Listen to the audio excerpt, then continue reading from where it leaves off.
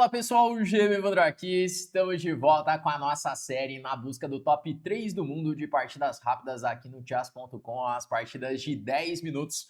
Bora lá começar esse nosso episódio de hoje. Já adianto que teve muitas movimentações no nosso ranking e acredito que vai ter ainda mais movimentações nos próximos dias, que em breve vai ter um torneio de rápidas onde Carlsen, Nakamura, vários outros grandes jogadores vão participar e eles vão voltar a movimentar esse ranking aqui, esse rating de 10 minutos. Então, teremos muitas alterações aí nos próximos dias e vamos lá, né? Vamos começar aqui esse nosso episódio de hoje. Deixa eu ajustar primeiro o intervalo, vamos colocar aqui a variação maior para conseguir encontrar um adversário. E bora ver o que vai acontecer aí nesse nosso episódio de hoje. Estamos aí com um rating de 2.807. E aí, será que conseguiremos voltar ali para o nosso melhor rating? Vamos lá, né? Primeira partida, então, vou jogar aí contra um jogador da Polônia, que tem aí seus 2.445. Estamos aí jogando uma Ruy Lopes. Vamos jogar Ruy Lopes hoje. Ele jogou A6, jogar bispo A4 para preservar o bispo. E agora eu vou fazer um lance D3. Eu gosto bastante de jogar aí a Ruy Lopes com D3, que ela evita algumas opções das pretas. E daí ele jogou com bispo C5, que é uma alternativa bem ambiciosa, tirar o bispo para uma casa mais ativa.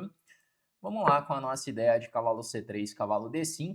Recentemente na série de partidas de 3 minutos eu joguei uma partida assim contra um grande mestre muito forte, que é o Victor Bologan.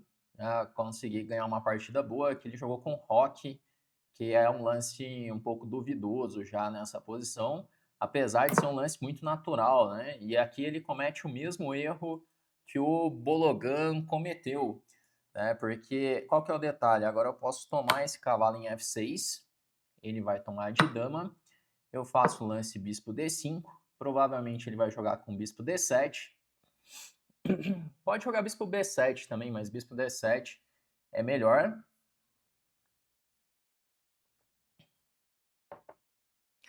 Bom, e aí teremos a ideia um pouco diferente, né? Uma ideia...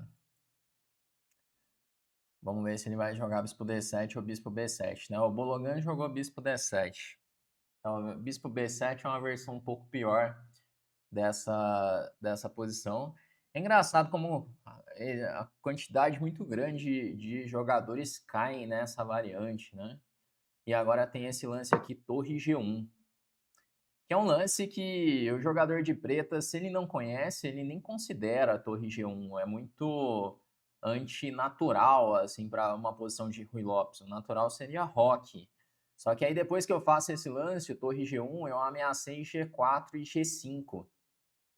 E existe aí esse ponto de contato, essa ruptura em G5, que se meu peão ele chega lá em G5, ele vai causar um estrago grande na posição do meu adversário, né? Porque além de abrir a coluna G, já coloca o meu bispo em jogo e a dama dele ainda está com poucas casas ali em F6.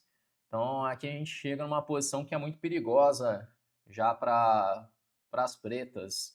Ele tem que tomar uma série de cuidados aí para conseguir jogar a mesma posição. Eu não lembro exatamente, eu acredito que na partida que eu citei, que eu joguei na outra série de 3 minutos, o grande mestre Bologan jogou torre de A para E8, que, salvo engano, é o melhor lance mesmo da posição. Mas tem gente que às vezes joga um H5 para tentar evitar G4. Olha, ele jogou o H5, só que agora eu acredito que eu posso jogar H3 com a ideia, eu vou insistir na ideia de jogar o G4. Eu faço H3 para G4. Porque se ele fizer um lance como H4 agora, eu tenho o bispo G5. Acredito que bispo G5, provavelmente seguido de dama D2 para tomar de cavalo lá em H4, parece muito bom. Bispo G5 direto, ele ainda tinha a casa G6 para dama.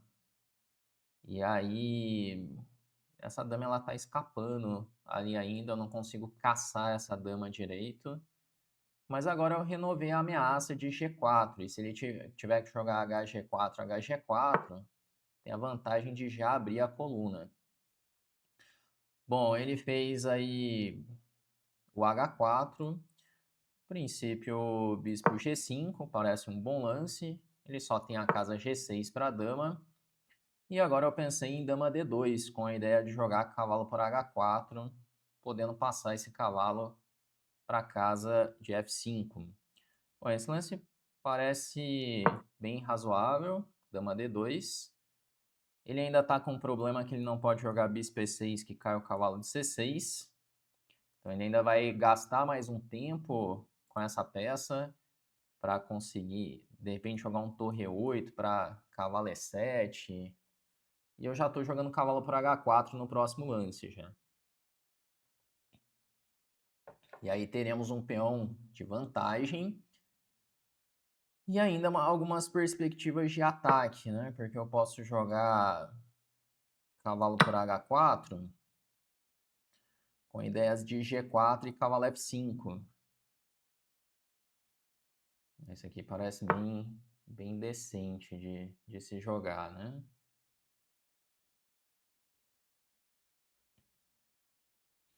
Outra ideia ainda é até cavalo F5 direto, porque se jogar bispo toma, peão toma, ele não pode jogar dama toma F5 e tá caindo em C6. E se eu jogar cavalo F5 direto, toma, toma, tô ameaçando C6. Essa posição também parece bem desagradável aí para ele. Porque eu tô ameaçando o bispo C6 e cavalo E7 cheque. Assim ganhando material, porque tem um teminha de ataque duplo em E7. E é isso, se tomar em F5, o peão toma, agora esse cavalo ele tá atacado. Se tiver que jogar o cavalo lá para D8, algo tá errado, né? Mas aí eu vou ter que pensar se eu vou jogar um F6, por exemplo, para tentar enfraquecer ainda mais, ou se faremos algum outro lance. Mas o detalhe é esse, agora tá atacado esse cavalo de C6. Ele jogou o cavalo D8.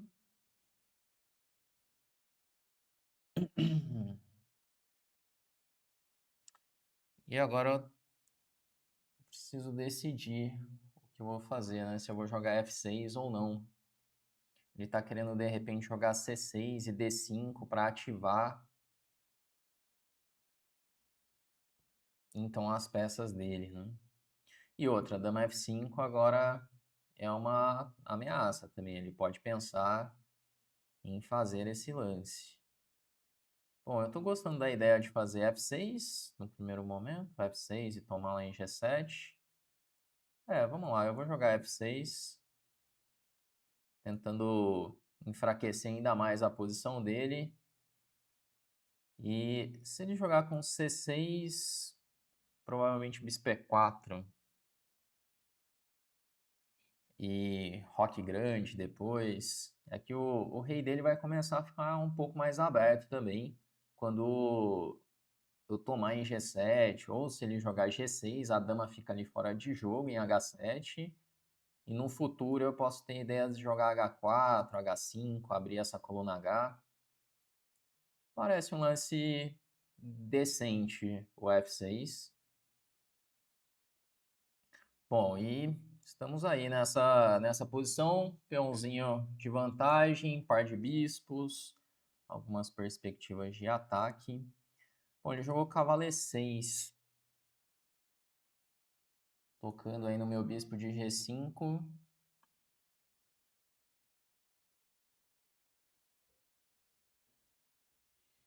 E agora é um momento, né? E agora é um momento interessante. Pensando em jogar bispo E4. Mas é que bispo E4 dá uma H5, né? Ataca esse bispo.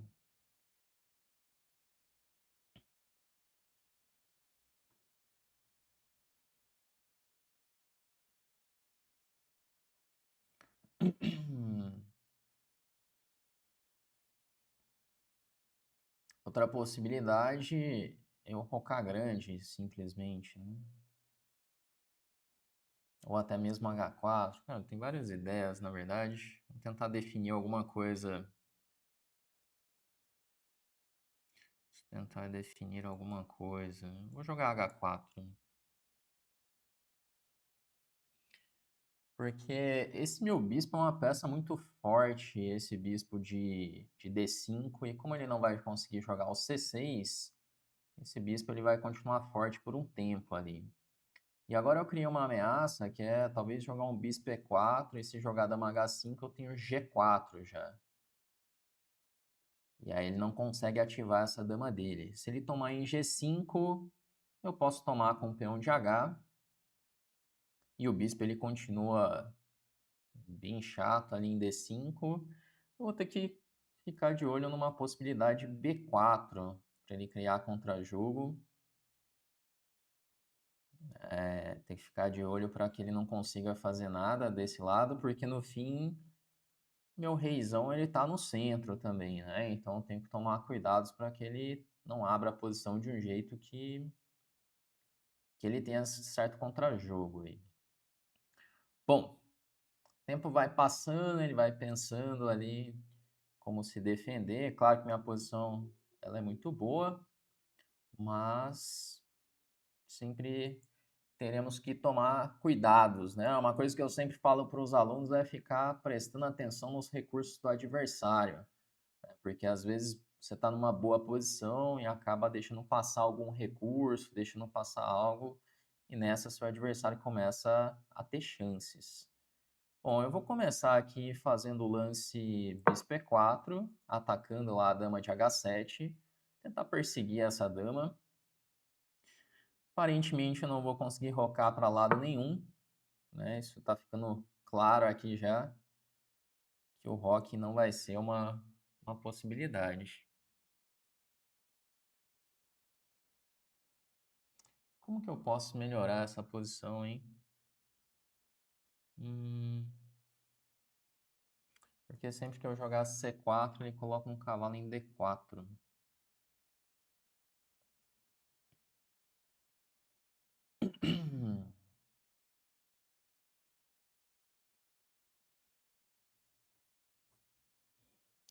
Vale a pena ceder essa casa, será? Para evitar a abertura da coluna?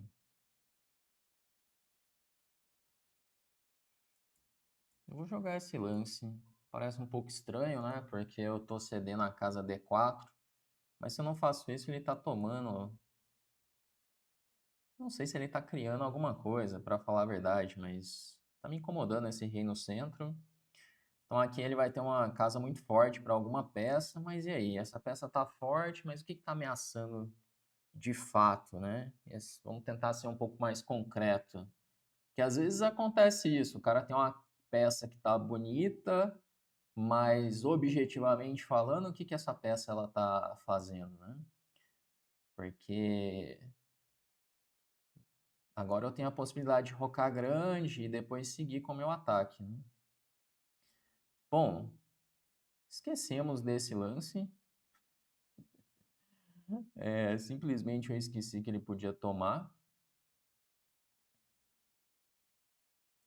Esqueci completamente que ele podia jogar esse lance. Vou jogar um bispo H6 agora. E aí ele veio para ameaçar B4. Eu vou jogar. Caramba, o negócio tá saindo um pouco do controle, hein?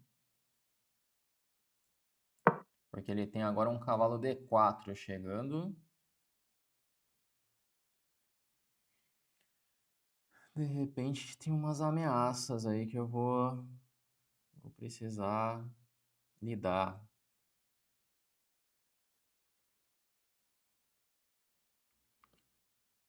É aquilo, né? Sempre dá para estragar uma posição.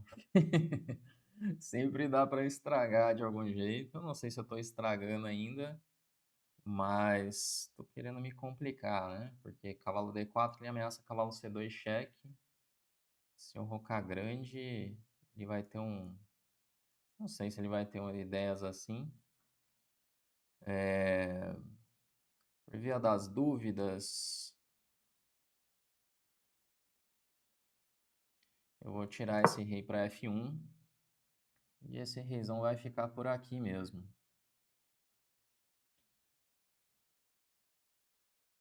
Se ele jogar F5, a minha ideia é dama G5 cheque. Se rei H7, eu tomo lá em F8, depois está caindo em F5. Então não parece ser uma ameaça. Agora ele tirou. Eu vou jogar G4. De repente o G5 pode chegar em algum momento. São complicados ainda, né?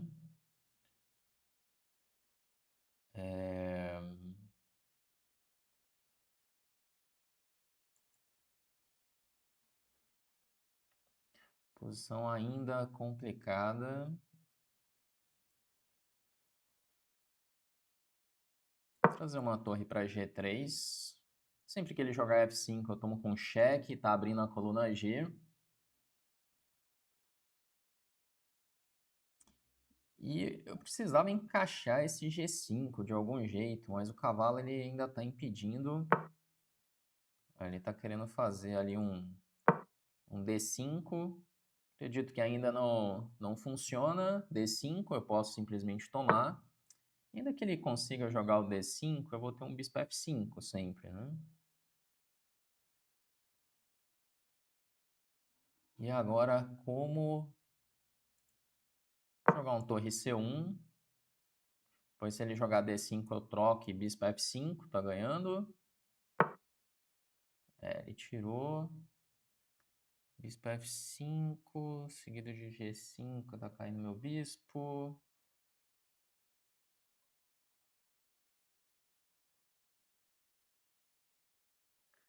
Bom, eu vou jogar aqui um torre F1.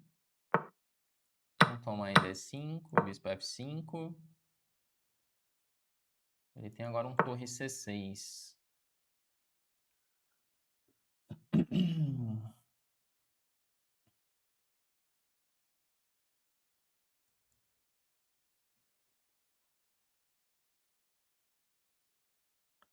Posição complicada. Era para ser mais simples isso aqui, hein, Evandro? Era para ser mais simples isso.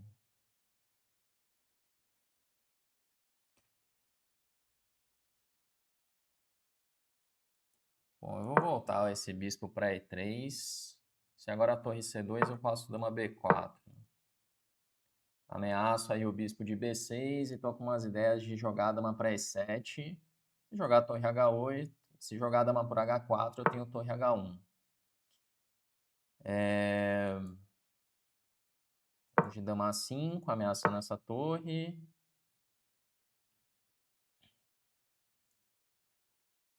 Provavelmente um H5, parece razoável. Uma com cheque. Bom, e agora tá caindo o bispo em C5.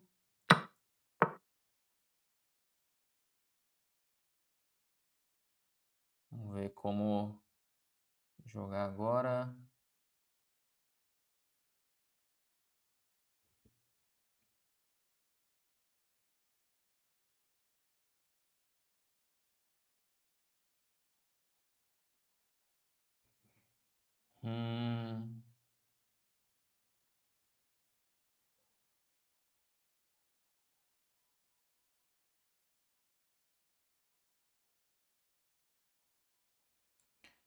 Vou jogar aqui um EH3. Podemos tomar de peão. Ele quer jogar dama G5. Vamos controlar as casas dessa dama com bispo E3. Fazer agora um bispo C1. Continua controlando. Tem que voltar essa peça para o jogo. Jogar dama D5. Continua sem poder fazer nada. Vou tomar. E aí caiu o tempo dele. Caramba, surgiu umas complicações ali no fim, hein? Surgiu umas complicações ali, acho que era para ser mais fácil essa partida, mas o cara foi aguentando, eu não fui arrematando, e aí foi ficando mais complicada. Não sei se chegou a sair do controle, para ser sincero, assim, se ele ficou, se a vantagem foi embora em algum momento, vamos descobrir isso daqui a pouco, mas teve aí umas certas complicações no fim da partida, né? Bom, vamos lá, né? Primeiro vamos ver como que ficou a avaliação aqui do chess.com, como que ficou aqui na revisão. Então, ele me dá aqui 86,2 de precisão, 81,3 aí para o meu adversário. Vamos lá, vamos ver o que aconteceu de fato nessa partida, começar aí a revisão dela. É assim, uma linha muito perigosa para se jogar de negras. Só aqui nos últimos vídeos, né, 2 vezes já, e uma contra um grande mestre ali que não soube reagir também. Essa é uma variante muito, muito perigosa, né? Vamos lá, ó, vamos começar a análise. Antes de começar a análise aqui, se você está querendo melhorar no xadrez, quer começar a ter aulas comigo e também um time de grandes mestres, as matrículas da Chessflix estão abertas, o link é para você entrar para a nossa lista de espera, ele está aqui na descrição do vídeo. Entrando para a lista de espera, você pode se tornar aluno com uma condição especial, receber ainda uma série de bônus exclusivos, tá? Eu vou deixar o link da nossa página no primeiro comentário fixado ou então na descrição, beleza? Bom, e vamos lá iniciar a revisão dessa partida. Joguei uma Ruy Lopes, né, pressionando ali o peão de E5, ele jogou A6, mantendo o bispo, e aí a Ruy Lopes com D3, né, que é uma variante bem legal. Eu tô até fazendo umas análises para o curso de Ruy Lopes, que eu vou liberar lá para os alunos da Chessflix, da Ruy Lopes com D3. Ele veio com B5, bispo B3, bispo C5, e essa com certeza é uma linha que vai estar lá no curso, analisada, né? Que é a linha para enfrentar quando o cara joga B5 e bispo C5, que é essa ideia de cavalo C3 e cavalo D5 rápido. Ele jogou D6, C3 e aí roque, que é duvidoso. Aqui o lance correto é torre B8. E para o cara jogar torre B8, ele já tem que conhecer já a posição, né? Porque eu diria 90% aí dos jogadores vão jogar roque. Só que aí já é ruim. Roque já, a vantagem das brancas cresce já, porque eu tenho essa sequência com bispo D5 e torre G1. Esse é o lance que pega muita gente desprevenido, né? Esse torre G1. Ele veio com H5, é aquilo, né? Se ele não faz esse H5, eu estou fazendo G4, G5. Para quem quiser ver outra partida, assiste um dos últimos episódios da série de 3 minutos, partida contra o Vitor Bologan, que ele jogou torre de A8. Então, uma coisa legal aqui é isso, né? Que eu vou repetindo as posições. Você que está acompanhando aqui no YouTube, você vai aprendendo também, né? Pois as posições elas se repetem. Bom, e aí ele jogou H4, joguei bispo G5, nem é o mais preciso, era melhor jogar com G3. G3 direto. Olha só, se tomar, vai jogar a torre toma, abrir a coluna e segue atacando. Posição muito perigosa aí também. Eu joguei bispo G5 e fui lá tomar o peão. Joguei mais simples, né? Joguei um xadrezinho mais simples. Levei o cavalo para F5, tá bom. Ele tomou, vantagem só vai crescendo. Aqui tinha que ser G4. G4 ele considera mais preciso. Porque se tomar o peão de H3, provavelmente roque grande. Não, torre G3. Dama H2 e agora roque grande. Tudo coordenado, tudo... É lindo as análises do Stockfish, né? Porque tudo dá certo aqui. A coordenação das peças dá muito certo. Eu joguei um F6 e H4 que não é o mais preciso, mas a vantagem ainda continua sendo de 1,5. E aqui eu interroguei. Eu liberei essa casa D4. Era uma decisão não tão fácil essa, né? Porque a outra possibilidade é eu manter aqui a tensão e ele vai abrir e eu não tenho um lugar tão seguro para colocar o rei, ele ainda tem a coluna B para criar aí algum contrajogo com torre B6. Eu vi essas ideias de dobrar e torre B2 e eu não sabia onde colocar o meu rei, esse que era o grande problema, né? Porque, é claro, eu sei que a casa D4 ela vai ficar fraca, mas parecia mais seguro do que abrir a coluna B. Tanto que a posição, ele dá aqui um torre H1, depois de tomar, olha que engraçado essa posição, ele já muda de avaliação já. Ele já dá que caiu a vantagem das brancas, né? Então tem muito isso. Como a profundidade do Stockfish aqui no chess.com ela não é tão grande assim, ele acaba mudando a avaliação, né? Eu falo, ela não é tão grande comparado, por exemplo, a um Chessbase, né? O meu Chessbase aqui com o Stockfish, a profundidade que ele alcança é muito maior do que a profundidade que o Stockfish do chess.com. E aí acontece isso, se a profundidade ela ainda está baixa, ele acaba mudando, ele acaba avaliando mais ou menos errado, né? Então, aqui pode ser um caso desse, que ele vai percebendo conforme vai passando os lances, né? Então, assim, na prática, C4 pareceu razoável aqui, né? Ele tomou, bispo H6, A3 tem que ser, e aquilo, aí ele fez um lance natural, que é cavalo D4, e ele já tá muito mal, já. Tinha que jogar um torre E8. Então, assim, na prática, eu acredito que foi uma decisão razoável essa. Olha só, ele joga G4 direto, ele nem se preocupa com a qualidade. Se joga cavalo C2 cheque, joga rei F1, se toma, vai levar G5, bispo F5, seguido de G5. Caramba, olha essa ideia. E agora faz G5. E aí vai dar mate na posição. Não pensei nessa ideia, eu joguei mais simples, rei F1, seguido de G4, né, sem sacrificar nada. Fui melhorando aos pouquinhos a posição, sempre mantendo ali 2 pontos ou mais de vantagem. Aqui caiu um pouquinho. Voltei o bispo para E3, a ideia de dama B4 é boa, e aqui eu interroguei duas com dama 5, ó, deu para estragar a posição. Eu falo, sempre dá para estragar a posição. Ele tinha aqui cavalo C6, com a ideia de bispo por E3. E aqui eu vou ter que jogar dama com uma C5. Ainda tô melhor na partida, mas já tenho que sacrificar a dama já, senão o negócio começa a complicar.